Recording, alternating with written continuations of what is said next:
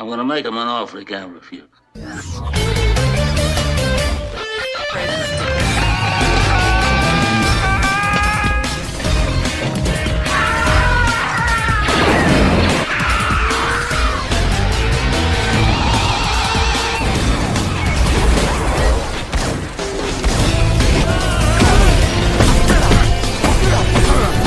I'm not even supposed to be here today! Oh, fuck you!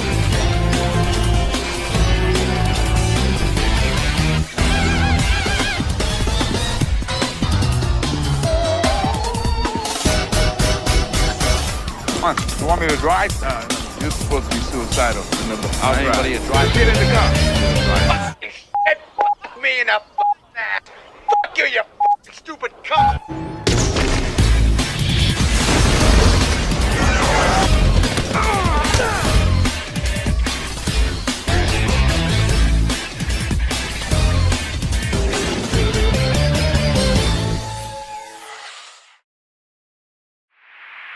Hey everyone, it's Don G. Corleone here, and I'm here with a brand new movie review, and this movie review is going to be for the 2012 comedy film Ted, the first feature film directed by Family Guy creator himself, Seth MacFarlane. So, what is the plot of Ted? Well, this young boy named John Bennett, makes a Christmas miracle happen by bringing his one and only friend to life, his Teddy Ruxpin. The two then grow up together, pretty much after the teddy bear's name is just Ted, and they grow up together, and eventually John then begets a girlfriend named Lori. And John then must choose to stay with either his girlfriend or keep his relationship with this crude and extremely inappropriate teddy bear. So yeah, that's the plot of Ted pretty much. It kind of is comedy and and then kind of tries to be all rom-com and stuff. And so that's my reaction. Like, Ted is definitely what I do consider a good comedy of the 2010s. And I would say this and the sequel were probably the last works of Seth MacFarlane that were really worth a shit. I mean, for the stuff he directed, that is, for pretty much quite some time. And honestly, I think I honestly prefer these two films over Family Guy way more, because the thing is, I was never really that much of a Family Guy person. I mean, the first few seasons were fine, but then as that show progressed, that show just kept on trying to be as fucked up as possible. Like, there's jokes of suicide or jokes of domestic abuse, or Peter Griffin gets more and more sociopathic as the series progresses. And the worst thing is, the guy even gets fucking rewarded for all the bad deeds he does throughout that show. It doesn't really get any punishment whatsoever. So that show's just gotten worse and worse as it's progressed, to the point where it's not even funny anymore. Honestly, nowadays, Family Guy today is just really kind of disturbing. However, though, this movie and the sequel are definitely much funnier films. So how was Ted made? It was the feature directional debut of Seth MacFarlane. His first time as a director, really, any capacity. Compared to some of his other work, like American Dad, Family Guy, The Cleveland Show, the Family Guy spinoff, it was a live-action effort. Some computer animation, obviously, for Ted was handled by the visual effects Tippett Studio. MacFarlane wrote the screenplay with the colleagues of Family Guy, Alex Zolkin and Wesley Wild.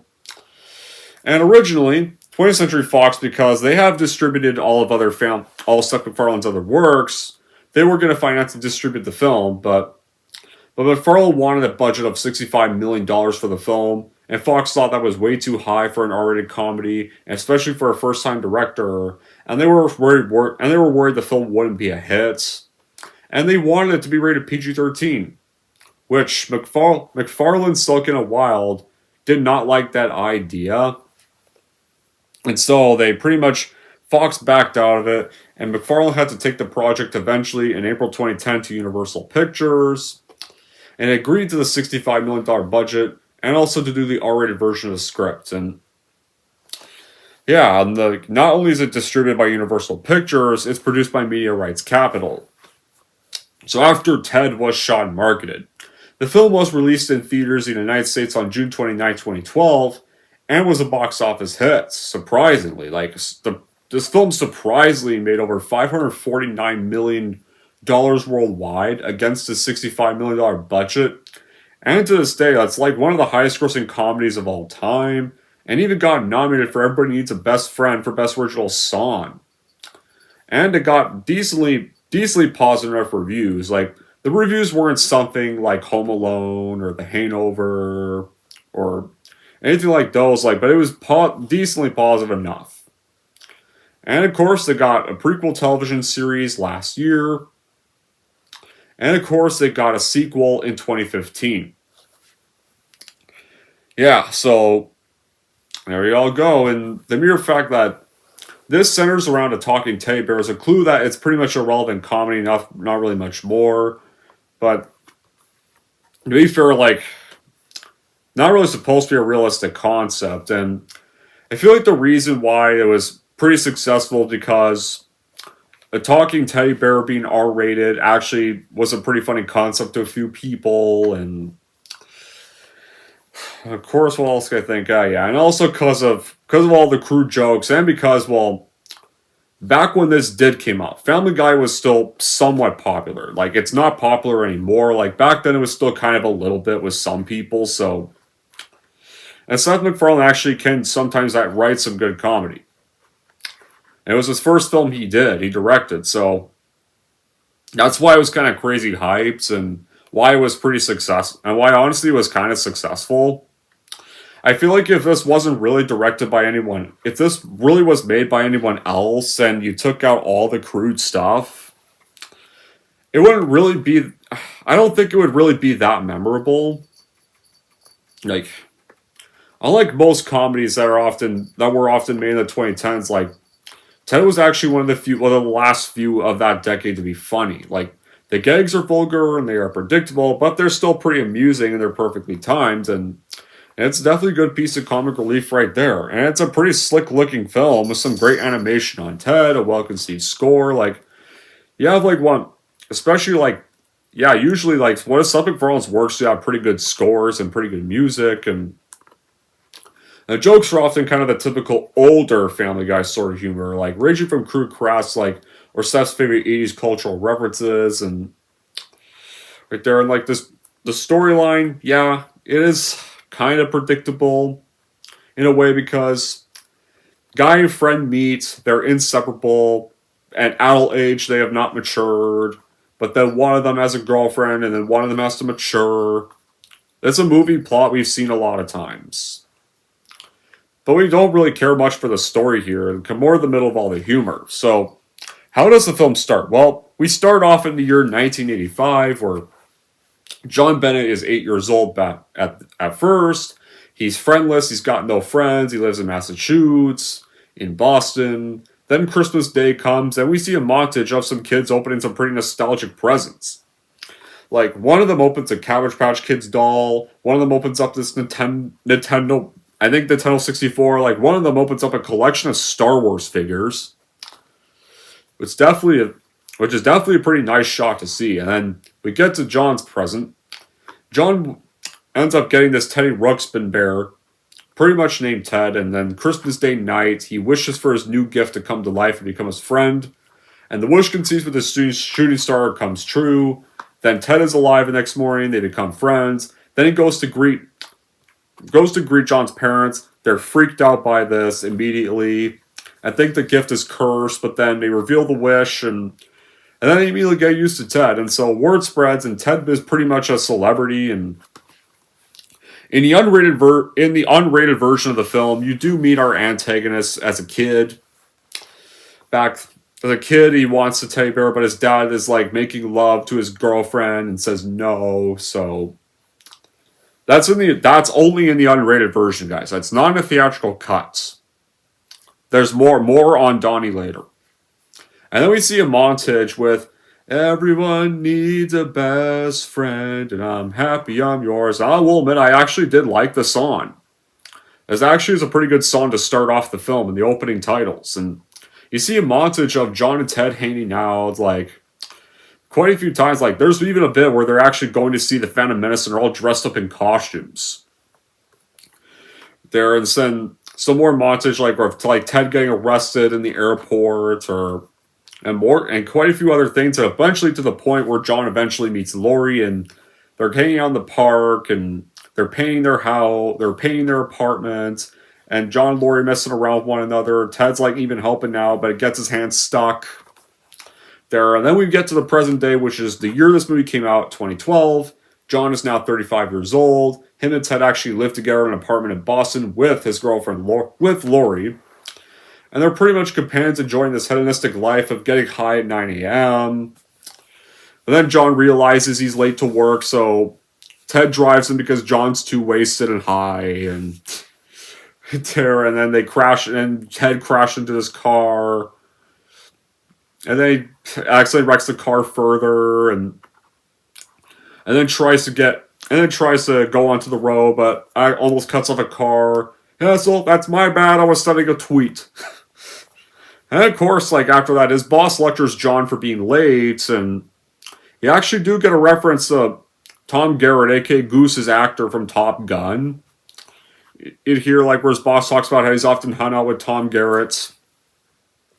And then, of course, after that, we actually meet some of John's other coworkers. One of them is played by one of Family Guy's voice actors who voices Joe Swanson in Family Guy, Patrick Warburton, who plays this guy named Guy, who apparently is there like, it says, I got wasted. I texted someone to come beat me up. And which actually, that definitely is pretty funny. Like, Patrick Warburton actually doesn't really have much screen time, but he actually does have a funny scene right there.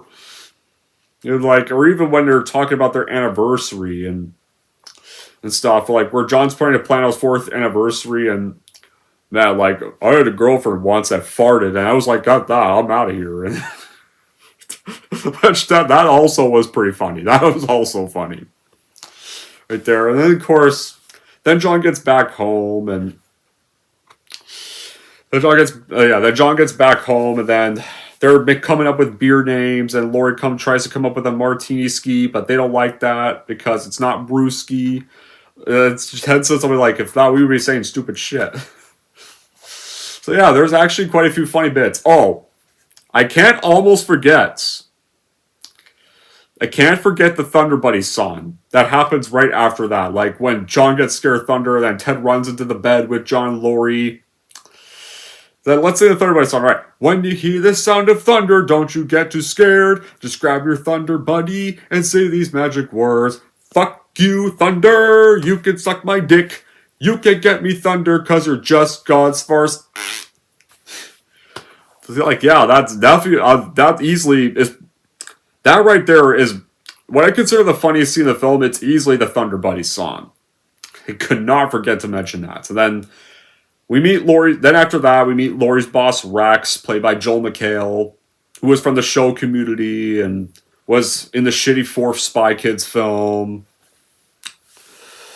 He has this creepy obsession with Laurie, and Laurie obviously doesn't like him. And I'm honestly like, you know, if this boss is creepy, you should just report him or quit your job. You know, like, why not just report this guy if this guy keeps harassing you? Then, of course, we get to John and Laurie's 4th anniversary dates, and Laurie wants to marry John, but feels he can't move forward in life with Ted around. John doesn't want Ted to leave, but then, of course, he has no choice and has to make Ted leave when they find Ted at home with a bunch of prostitutes, and apparently one of them takes a shit on their floor. Right there, from this game. And you know where this story is kind of starting to go.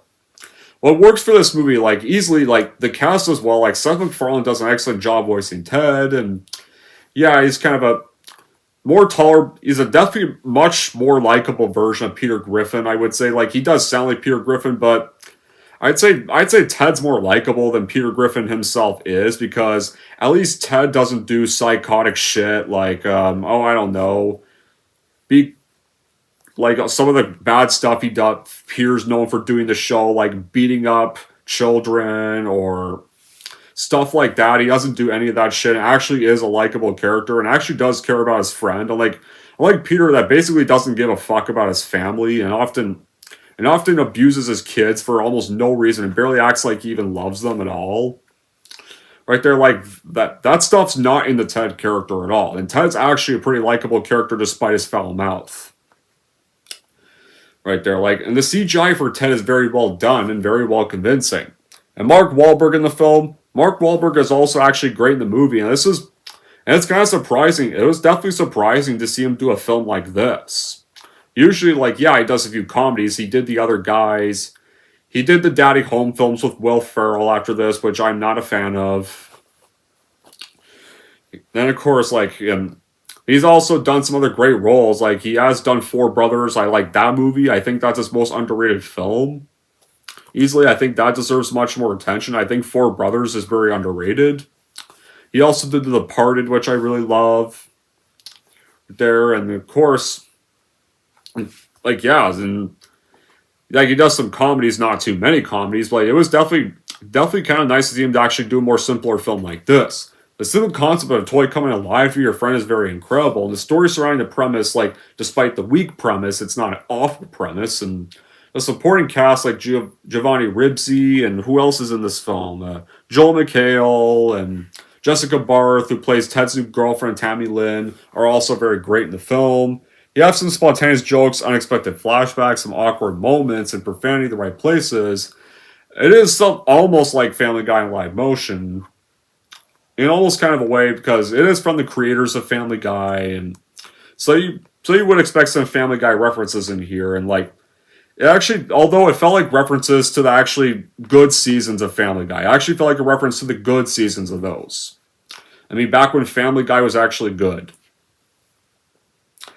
And also, like, the character development of Ted in this movie actually just is actually very well done. And of course, like, he's not just a humanoid with bad habits. Like, he has some good views that get, of course, and stuff. Like, he actually does care about his friend John and stuff. And even, like, when John and Lori do break up, he actually does try to help them reconcile. And they're like, and often you don't really see Ted as just some foul-mouthed toy. Like, he actually does feel like an actual character. And especially with the well-done design he has with the computer graphics team. Like, the animation is really good. Like, it actually feels like you're actually looking at a real toy that can actually talk. And yeah, like, I mentioned that Ted's actually a very good friend with John, and the chemistry they have in general is a very great contributing factor to the film. Like, and honestly, like, when it comes to the chemistry with either of the three lead characters, I feel like the John and Ted scenes were much more enjoyable, more than the scenes with John and Lori.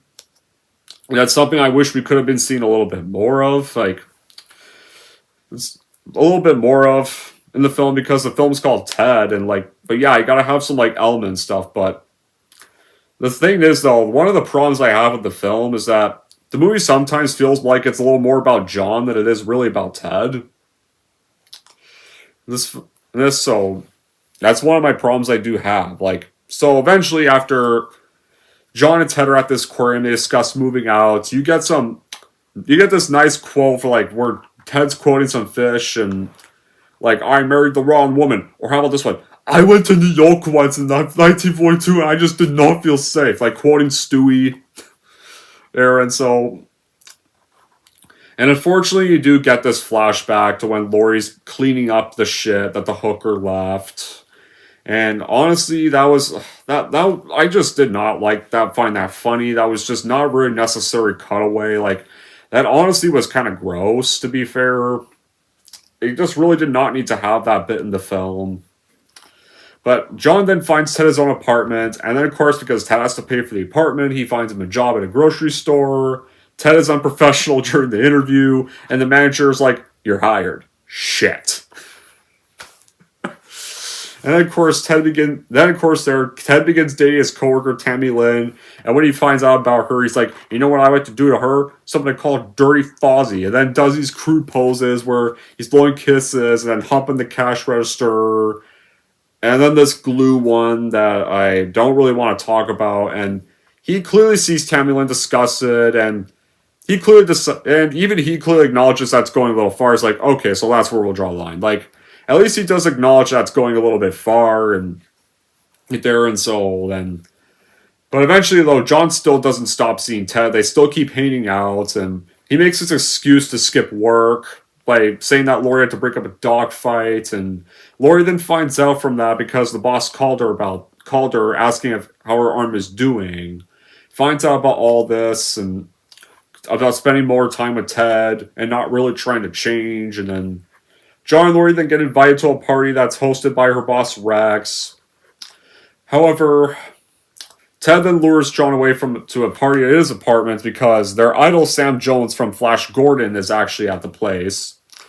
John tries to stay away for a few minutes, and then when he gets there, he meets Flash Gordon, and then you get the Flash theme song by Queen, Flash, Savior of the Universe, playing as he meets Flash Gordon, and right there, like, and yeah, the scenes they have together at the party are actually very funny, and then to the point where Flash takes this challenge to break this wall, punch this hole in the wall, and it turns out it pisses off this neighbor, Ted, this Asian neighbor that Ted has, and then a fight happens. Ted gets in a fight with his pet duck that's literally named James Franco. Stuff and of course Ted draws Garfield's eyes on a pair of boobs. And then of course during this whole bit, because John's like really high and drunk, he gets caught in the occasion. And just as he's about to go back to the party, though, Lori's already found out because it's kind of clear that Rex already clearly told her where John was so that he could try it because he has this obsession with Lori and wants her for himself. So he probably snitched on John to Lori. That's clearly probably how she found out because like when John leaves, like Rex was like, I'm gonna have sex with your girlfriend. Like she's clearly gonna split their relationship. And so, Lori breaks up with him, kicks him out of the apartment, and John is devastated and furious and blames Ted for ruining his life and severes their friendship and then goes to live in a hotel. Then, of course, Rex invites Lori to a concert to try to still get in her advances. Clearly, it's clear that he's not trying to cheer her up. And so Ted then goes to John's hotel room to inform that Lori and Rex are attending a Norah Jones concert, the concert that Rex invited her to. And that leads to them arguing, and then they reconcile after, and then of course they have a violent brawl, which starts off with, I think that Christmas morning I was 8 years old, I wish I just got a Teddy Ruxpin. Say that again. Teddy Rux fucking pin! And then they have this fight where they're throwing beer cans and beer balls one another they're punching each other into the bathroom, and then of course, John gets smacked with the hotel lights. Ted then spanks John with the TV antenna, and then the TV falls on John's dick. And then they reconcile. After that, they stop their fight, and they try to repair John's relationship with Lori. So Ted arranges for Norah Jones because Ted and Norah Jones met, and apparently they hooked up for a brief bit at this charity by having John express his love for Lori with a song. So John tries to sing this song of All Time High, the theme song of this film called Octopussy, that he and Lori watched that film on their first date, but his singing is so bad that he gets booed off stage, and at this point, like, one guy does try to beat him up in outrage, but John defends himself by smacking him with the microphone, and so he's escorted out of the concert. But the attempt, though, does touch Lori, and so she leaves Rex, and then she returns to her apartments. And then Ted confesses his role in John's relapse and offers to leave them alone forever if she talks to John, and Lori agrees to that. Like, it's kind of it's in a way a half 80s nostalgia movie, and half modern party and stoner movie, and a half rom-com film, all blended together. It still has, like, the vulgar and soaked in pop culture that Seth MacFarlane's known for, and most of it is enjoyable. Like, heck, you even get a tribute to one of the best parodies of all time, Airplane, when they're discussing how John and Lori met. Like, how they really met as a club, and how John remembers it, though, is this throwback to Airplane. And it does have, like, the typical Family Guy cutaways, some fantasy scenes, and the slapstick in there, and it really taps into the ideas and very effectively. And the prologue scene, like, is definitely a good way to start the film. They definitely introduce you to the two lead characters, like, and like even in John's room, like 8-year-old room in the beginning, you even see a Temple of Doom poster. And I do like films that are self-aware, like when Ted acknowledges that some of its jokes go too far, and right there, so like Ted's not too much of an asshole because even he knows when to draw the line. Right there, unlike unlike a certain character I've already talked about. And yeah, the jokes are kind of mature, but technically, to be fair, some of these jokes were made by the protagonists when they were children, like the Thunder Buddy song, so it actually does work well. And the writing characterization are definitely good, and though when it kind of comes to kind of them trying to add in some emotional stuff, and sometimes it's not bad, but sometimes it's just because there's just times where I just don't really connect to the stuff in the film. The emotional stuff, I mean. So, after Laurie leaves to go talk with John, Ted then gets kidnapped by Donnie. Like, when Ted got the job, him and John went to go smoke the weed in the park to celebrate, and the stalker Donnie and his son, Robert, they met him in the park. They tried to buy Ted from John, but John said no. So Donnie left the address, and Donnie even tried stalking before they went to this double date with Tammy Lynn, John, and Laurie. That then, like, Tammy Lynn apparently got easily offended by that, even though Laurie didn't really try to offend Tammy Lynn, but Tammy Lynn is easily offended, and so the double date comes a disaster. That was before the whole conflict stuff started happening, but yeah. So he gets kidnapped, and Donnie plans to make Ted into his son Robert's new toy, so Ted obtains his phone to contact John, where after him and Laurie have kind of reconciled at this little diner, and John's walking home, Laurie offers to drive him home, but then Ted calls during that moment where he's trying to talk to Laurie again. But, of course, Donnie cuts the phone service, and he's recaptured, and before the phone call scene, you do get, this brief bit of Donnie dancing to "I Think We're Alone Now, Doesn't Seem to Be Everyone Around," before he goes to call John, and they're Donnie is surprisingly a pretty funny villain, played by Jivion Ribsy. Well, he actually does give him a very entertaining performance, despite kind of the limited screen time he has. And so John and Laurie realize Ted is in danger, so they try to go to Donnie's residence and track him down, but Donnie knows him and Robert have to flee with Ted to somewhere else because they know John and Laurie are going to come in to find their house. They then chase them all the way to Fenway Park, where once they get there, Robert tries to go after John and Laurie, but John knocks him out. And so during the chase, Donnie eventually has him on there. It's trying to pursue him on top of the sculpture, and he rips Ted in half. Ted already had a hole in him during the chase. Then 2 police cars arrive, and Donnie has to flee the scene. John and Laurie then gather Ted's stuffing, and Ted then relays his wish for John to be happy with Laurie before the magic in Ted fades away, and he kind of dies and makes him a normal teddy bear again. And throughout this film, there's actually quite a few of McFarlane's Family Guy cast members actually show up here.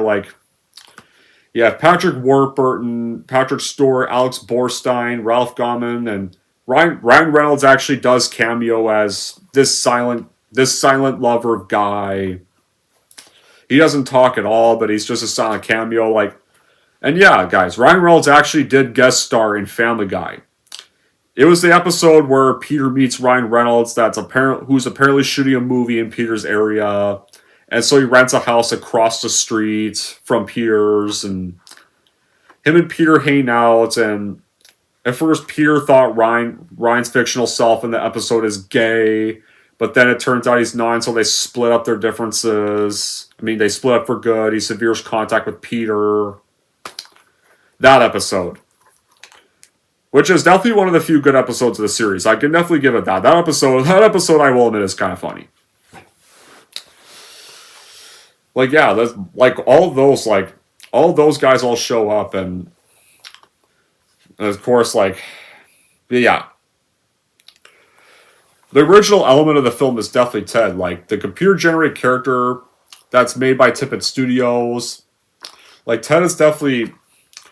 There's details in his movements that really seem like an afterthought. He gets placed into the realistic world that's flawlessly he really does exist in. Of course, and of course, the one of the special effects for Ted is definitely the extended fist fight in the hotel room. There, and the script is definitely, despite the story outline being basic and kind of cliche, the script, what makes the plot work despite being cliched is that the script is actually still funny, and the jokes, the insults, and the dialogue are still fantastic, and Seth MacFarlane actually does well with the script. So after Ted has briefly died, we get our finale here. So John is not really wanting to accept the death, so John and Laurie try to repair Ted, but it doesn't work, and Laurie does now feel bad about tearing them apart, so she makes a wish upon a shooting star, and the next day, Ted restores resolve the wish, and he reunites with John and Laurie, but you get this brief kind of funny bit where Ted pretends to be retarded to kind of fuck with John there, and of course, then it actually reveals he's perfectly fine. Like, I'm just kidding. I just thought I'd pretend to be retarded. And of course, then John fully reconciles with Laurie, proposes, asks if she will marry him, and she accepts. And the thing is, though, this scene, though, after the sequel, just kind of feels pointless because by the second film, they're divorced again anyway. So, because then she goes back to not really liking Ted again off screen. So, it doesn't really mean much at this rate, because if you watch the sequel after this, like, they're not even together anymore. So yeah, in the ending scene, that really doesn't mean much now. John and Laurie do get married, and Sam Jones is the minister. And then, of course, you see John's boss with Tom Garrett. And it's likely his boss made up this lie to get him to come to the wedding. And Tom Garrett's like, my daughter better be alive, you sick son of a bitch. And then in the unrated version, when Laurie throws the flowers to a bridesmaid, Tammy Lynn then beats up the one who receives it. That's only in the unrated version. That's not a theatrical. That's strictly in the unrated movie.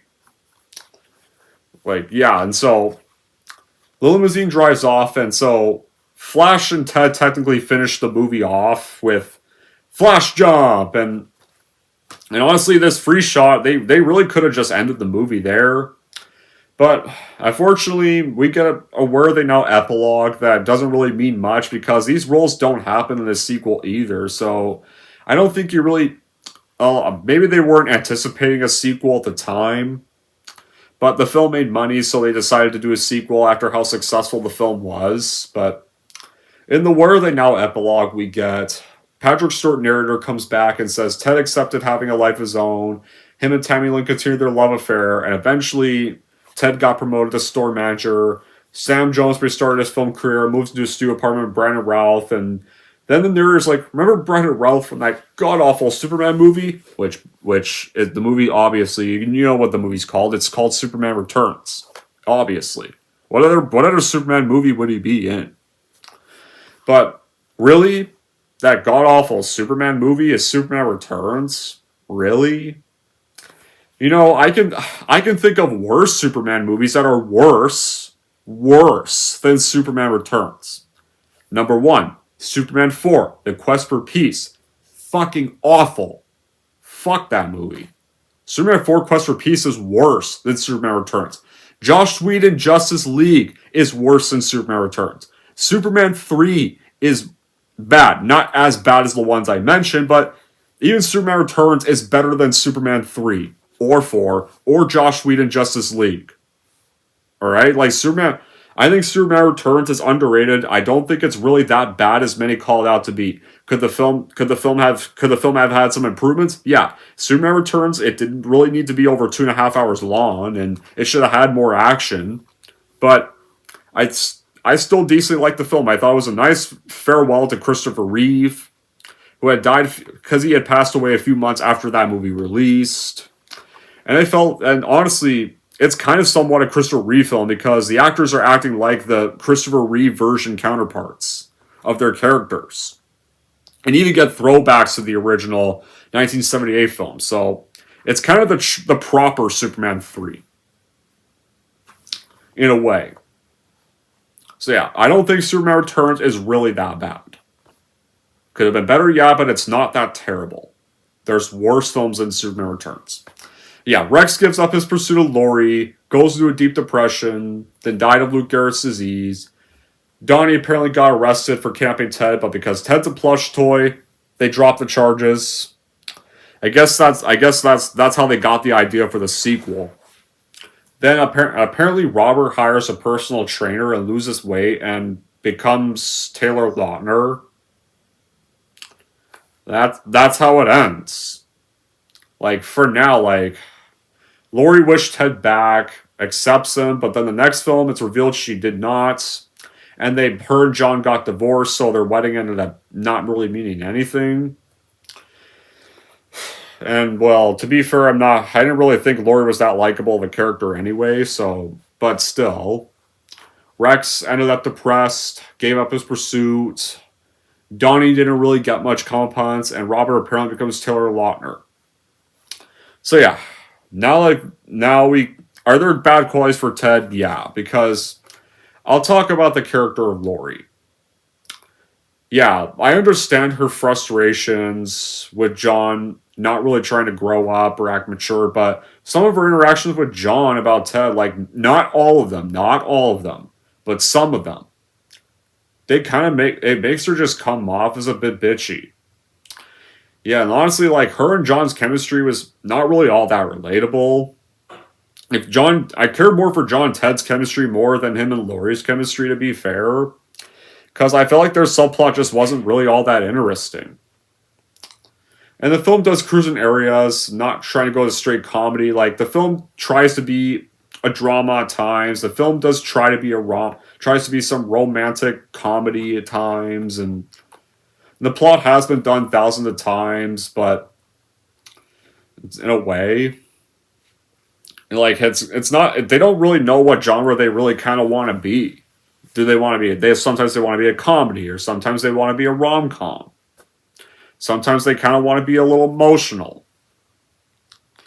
And the ending is kind of weak because how it goes, Ted gets kidnapped. There's a car chase and then they all break into a baseball stadium that apparently I guess the staff were so lazy to close the gate all the way through. So apparently they get in. Yeah, so they trespass into a closed baseball stadium and then Ted gets ripped apart. But then he gets wished back to life. And of course, the last bit you get is just John and Laurie getting married, and right there in a flash jump that I wish did end the film, but no, we have to get a Where Are They Now epilogue, but which none of these characters are even in the role of. So you didn't really need a Where Are They Now epilogue. And it kind of leaves this weird feeling where it feels like sometimes you're watching a different film. Other than those, I do decently like Ted.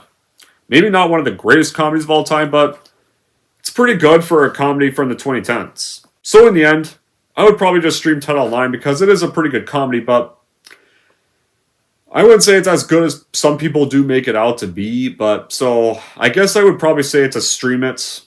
Anyways, guys, that's it for my view of Ted. If we're going to rank Ted, here's how I'm going to rank this movie. So overall, if you are a fan of Seth MacFarlane, interested in the idea of a foul-mouthed talking teddy bear, then I would totally stream Ted Online because you will get some solid laughs out of it. And if you're wondering how I'm going to rank Ted, I'm going to give Ted a 7 out of 10. Alright, there we go, guys. That wraps up my review for Ted. Now I want to know in the comments down below what you guys saw of Ted, whether you like this movie or whether you actually aren't a fan of this movie. Until then, that'll be it for this review. Thank you all for watching. If you like this and want to see more, don't forget to like and subscribe to Don G. Corleone.